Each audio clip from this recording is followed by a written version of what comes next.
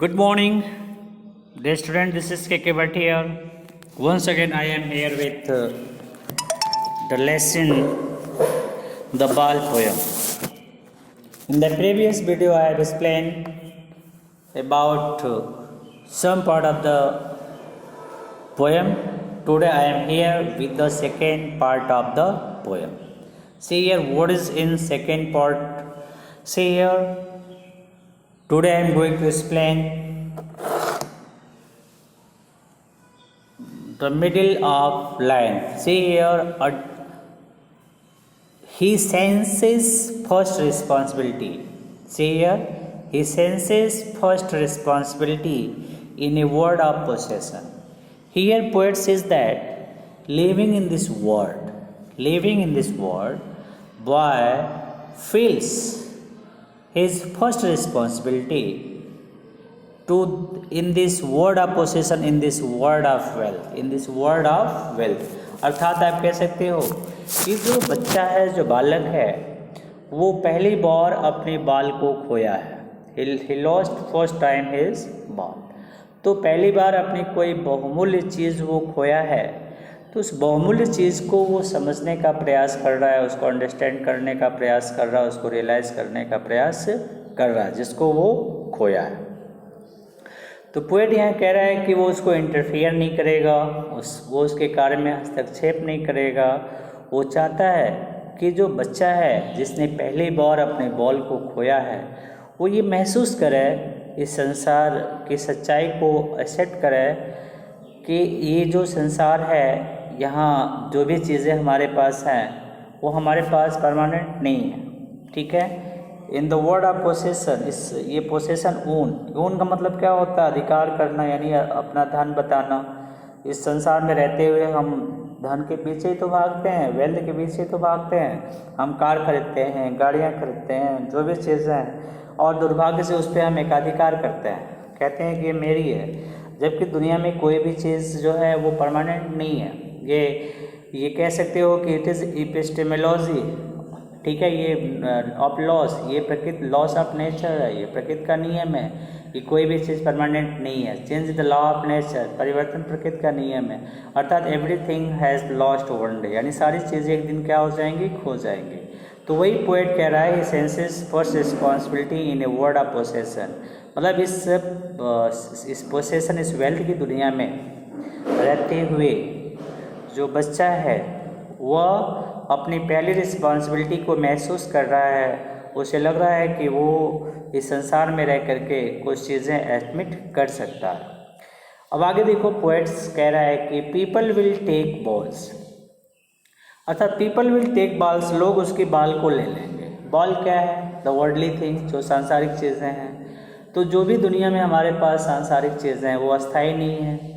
तो people will take balls, लोग एक दिन क्या करेंगे? इस बॉल को ले लेंगे. अर्थात जो चीज़ें, जो वर्ल्डली थिंग हमारे पास है, वो किसी के द्वारा ले ली जाएंगी. अर्थात उसको हम लाख कोशिश करें, वो हमारे पास परमानेंट नहीं हो सकते. वो जैसे मान लो आपको जो हेरिटेज मिलती है, जो विरासत में चीज़ें मिलती हैं, वो आपके पेरेंट्स से मिलती हैं. तो पेरेंट्स अगर ये कहें कि वो हमारे हमेशा पास रहेंगे, तो ये पॉसिबल तो है नहीं. तो वैसी दुनिया में जो भी चीज़ें हमारे पास है वो हमारे पास परमानेंट रहने वाली नहीं है. उनका लॉस डेफिनिट है. एक दिन वो निश्चित रूप से हमारे हाथ से निकल जाएंगे, दूर हो जाएंगे. आगे देखो फिर क्या कह रहा है कि ball will be lost always. अगर वो लोग नहीं लेंगे तो वो खो जाएंगे, अर्थात वो नष्ट हो जाएंगे. तो हमेशा वो क्या हो जाएंगी? Balls will be lost always. ये जो बॉल्स है, ये जो वर्ल्डली थिंग्स है, विल बी लॉस्ट ऑलवेज, हमेशा के लिए क्या होगी? ख़त्म हो जाएगी. वो हमेशा हमारे पास नहीं रहेगी. अब ये देखो कह रहा है मनी इज एक्सटर्नल. जो मनी है, जो वेल्थ है, वो एक्सटर्नल है. और जो एक्सटर्नल होती हैं वो कभी आपकी परमानेंट चीज़ें नहीं हो सकती. मनी इज एक्सटर्नल, अर्थात जो धन है वो क्या? एक्सटर्नल है. और जो एक्सटर्नल चीज़ होती है वो हमारे पास परमानेंट नहीं रह सकती, उसका लॉस डेफिनिट है. तो वही पोएट समझा रहा है उसको कि भी देखो, वो छोटी सी चीज़ है, वो गायब हो गई, तो उसके लिए बाहर डिस्परेट होने की ज़रूरत नहीं है. हमें ये समझना होगा कि संसार में जो भी चीज़ें हैं वो परमानेंट नहीं है, उनका लॉस डेफिनिट है. तो इस दर्द को हमें महसूस करके उसे आगे बाहर निकलना है। यानी जो भी चीज़ें हमारे जीवन से जाती हैं, हमें उसके बिना जीवन जीने की आदत डालनी होगी, हमको उसके बिना आगे बढ़ना होगा। सी लिटिल बॉय, छोटे लड़के को एड्रेस करते हुए वो समझाता है। आगे देखो दिया, and no one buys a ball bag. अब जैसा कि तुमने देखा कि पोएट जो है वो बताता है कि जो बॉल है वो वर्थलेस है, उसकी कोई वैल्यूज़ नहीं है, 1 टाइम है, 10 सेंट की बॉल है। और फिर वो कह रहा है कि no one buys a ball back, यानी जो चीज़ें चली जाती हैं उसको कोई ख़रीदने वाला नहीं मिलता, उसको कोई ख़रीदता नहीं है। पीपल का अट्रैक्शन हमेशा नई चीज़ों की तरफ होता है, अर्थात जो पुरानी चीज़ें होती हैं वो अपने आप में यूजलेस हो जाती हैं। क्यों यूजलेस हो जाती हैं? क्योंकि उसके तरफ जो आकर्षण होता है लोगों का वो ख़त्म हो जाता है। ठीक है, जैसे मान लीजिए आपके पास कोई पुरानी कार है, सड़ गल रही है, तो उसको कौन परचेस करेगा? कबाड़ी वाला खरीदेगा, जनरली आदमी अट्रैक्ट नहीं होगा। तो वही पोएट कह रहा है कि जो चीज़ें हैं, जो पुरानी चीज़ें होती हैं वो अर्थलेस हो जाती है, उनकी कोई वैल्यूज़ नहीं रह जाती। ठीक है, उसको ख़रीदने वाला कोई नहीं है, उसको चाहने वाला कोई नहीं है। ठीक है, एंड आगे देखो दिया है कि and no one buys a ball bag, money is external. वो बताता है कि कोई भी उस चीज़ को खरीदने वाला, मनी इज एक्सटर्नल, जो धन है वो क्या है? एक्सटर्नल है, बाय है, वो आंतरिक नहीं है। यानी जो धन है वो एक्सटर्नल है, मनी जो एक्सटर्नल है, यानी जो वर्ल्डली थिंग्स है वो एक्सटर्नल है, और एक्सटर्नल चीज़ों पे हम अपना अधिकार नहीं कर सकते। ठीक है, वो आज हमारे पास है, कल किसी और के पास जाएंगे, अगर कोई और नहीं लेता है तो वो दुनिया में खो जाएंगे। तो आगे पोएट ये कह रहा है, he is learning well behind his desperate eyes. Desperate eyes का मतलब होता है बेटा निराश, सैडनेस आइज। अब सैडनेस आइज क्यों है? क्योंकि आप जान रहे हो कि जो बच्चा है उसकी बॉल जो है वो बाउंसिंग करते हुए पानी में चली गई, हार्बर में चली गई है जहाँ वो खेल रहा था, वो वहीं खड़े होकर के उस चूँकि उसका एक अफेक्शन रहा, उस बॉल से एक जुड़ाव रहा लंबे समय से, तो उसको वो जब बॉल खो देता है तो उसको तकलीफ़ होती है, दर्द होता है, और उसको वो खोना नहीं चाहता। तो वही कह रहे हैं कि डिस्परेट आइज, अपनी निराश आँखों से, यानी कि सैड आँखों के पीछे से, ही इज़ लर्निंग, वो महसूस कर रहा है। वो क्या महसूस कर रहा है? वो ये महसूस कर रहा है कि जो बॉल उसकी थी वो तो चली गई, अब वो मिलने वाली है नहीं। जो बॉल उसकी थी वो तो चली गई, वो तो अब मिलने वाली है नहीं। ठीक है, वो परमानेंटली लॉस हो गई है, और वो चाह के भी उस हार्बर से, उस पानी से बाल को निकाल नहीं सकता। ठीक है, ही इज़ लर्निंग, वो अब प्रैक्टिकल मैन बन रहा है, अर्थात वो अब चीज़ों को अंडरस्टैंड कर रहा है। वो समझ रहा है कि दुनिया में जो चीज़ आज हमारे पास है वो परमानेंट हमारे पास नहीं रहेगी। मनी इज एक्सटर्नल है, वो आती जाती रहेगी। तो वही पोएट ये कह रहा है कि ही इज़ लर्निंग, वो सीख रहा है, यानी जो नेचर लॉस जो नेचर ऑफ लॉस है, यानी कि खोने का जो प्रकृति का नियम है, उस प्रकृति के नियम को अंडरस्टैंड कर रहा है, उसको वो समझ रहा है। द एपिस्टेमोलॉजी ऑफ लॉस, वो क्या अंडरस्टैंड कर रहा है? द एपिस्टेमोलॉजी ऑफ लॉस, यानी कि देखो मीनिंग दिया, understanding the nature of love, what it is means to loss something. आपका दिया है the Greek word episteme means knowledge, it come from a word meaning to understand, to no.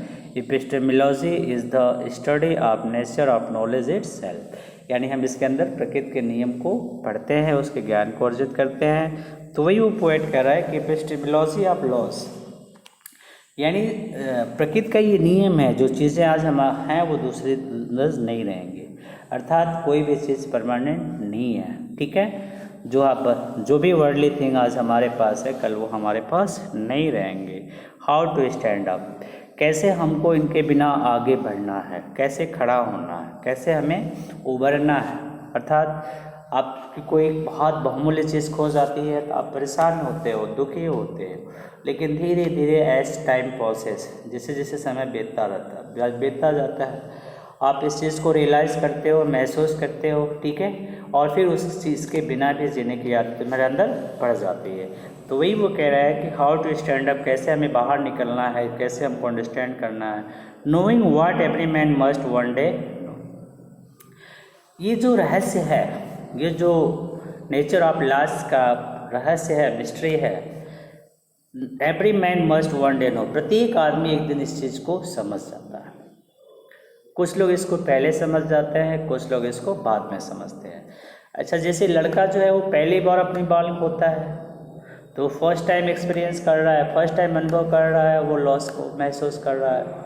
तो poet ये कह रहा है कि भाई उसको इंटरफियर मत करो, हस्तक्षेप मत करो, उसको उस दर्द को उस दर्द को महसूस करने दो, उस रिलेशन को अंडरस्टैंड करने दो जो वो बना के चल रहा है। उसको ये महसूस करने दो कि कोई भी चीज़ जो परमानेंट नहीं है उसको इसके बिना जीवन जीने की आदत डालनी होगी। तो वही वो कह रहा है कि knowing what every man must one day know, प्रत्येक आदमी इस रहस्य को एक दिन जान जाता है, उसको समझना चाहिए, समझना चाहिए, अर्थात एक दिन निश्चित रूप से हर व्यक्ति इसको समझ जाता है। And most knows many days, कुछ लोग होते हैं जो काफ़ी समय के बाद इसको समझते हैं। हाउ टू स्टैंड अप, कैसे हमको इससे बाहर निकलना है, यानी जो भी चीज़ें हमारे पास आज है वो लॉस होती हैं, उस लॉस होने के बाद भी हमें उस चीज़ों को अंडरस्टैंड करना है। ठीक है, तो what you understand, this is a very beautiful poem. Here we learn, हमने आज देखा, यहाँ सीखा हमने कि चीज़ें जो हमारे पास हैं वो परमानेंट नहीं हैं, वो आज जो हमारे पास है वो किसी और के पास जाएगा। हमें इस जो भी चीज़ें हमारे पास से गायब होती है, हमसे खोती हैं, तो हमको उसके बिना जीवन जीने की आदत डालनी होगी। ये प्रकृति का नियम है, इसको हम झुठला नहीं सकते, इसको हम रिड्यूस नहीं कर सकते, इसको हम चेंज नहीं कर सकते। तो वही पोएट समझा रहा है कि मतलब एक दिन हम सबको इस सत्य को, इस असत्य को समझना होगा कि जो चीज़ें आज हमारे पास हैं वो परमानेंट हमारे पास रहने वाली नहीं है, उसको लॉस डेफिनेट है। तो ये तो था इस complete explanation of the poem. I hope it is clear to all. अब हम देखते हैं इसका पोएटिक डिवाइसेस की अगर हम बात करते हैं तो आप देखोगे वाट फर्स्ट लाइन में दिया वर्ड और सेकेंड लाइन में भी दिया वर्ड, और फिर थर्ड लाइन में मेयरली। तो ये क्या है बेटा, एनाफोरा। वाट रिपीटिंग वर्ड है, तो anaphora. Merely here is also repeating word, that is called anaphora. तो पोएटिक डिवाइस में अगर इसको हम जज करते हैं तो यहाँ पे एनाफोरा आपको मिलता है। इसके बाद हम आप बात करते हैं, आते हैं यहाँ पे दिया हुआ है, देखो दिया जो अभी आपको पढ़ाया है, एंड नो वन बाइज ए बाल बैग, बाई अ बाल बैग। अब ब तो आप इसको क्या कहोगे, अलिट्रेशन कहोगे। ये क्या बेटा आपका है, अलिट्रेशन है, यानी एक सेम उच्चारण, एक ही अल्फ़ाबेट बार बार रिपीट होता है। बाइज अ बाल बैग, ब इट इज़ कॉल्ड अलिट्रेशन। ऐसे आप देखोगे यहाँ पर लास्ट सेकेंड लाइन में देखो आप, they are knowing what every man must know one day, man must, that is also alliteration. अब एक चीज़ और आप देखोगे, वाट टू बार यहाँ रिपीट हो रहा है, what that is called repetition. तो ये तो था आपका poetic devices. You can see here the meaning, oh there are other balls, the word suggest that law is not important enough to worry about, यानी जो चीज़ें खोती हैं उसके पीछे हमें बहुत चिंतित होने की ज़रूरत नहीं है। सेकिंग ग्रीफ का मतलब होता है sadness with greatly affect the boy, ठीक है। एंड रिजिड स्टिल, कठोर होना, intrude on to enter a situation where one is not welcome, a dine that is tension, desperate, hopeless. epistemology of loss, understanding the nature of loss, and epistemology, the Greek word. I think it is clear to all. I hope you understand the poem well with the poetic devices. Thanks to watch my video.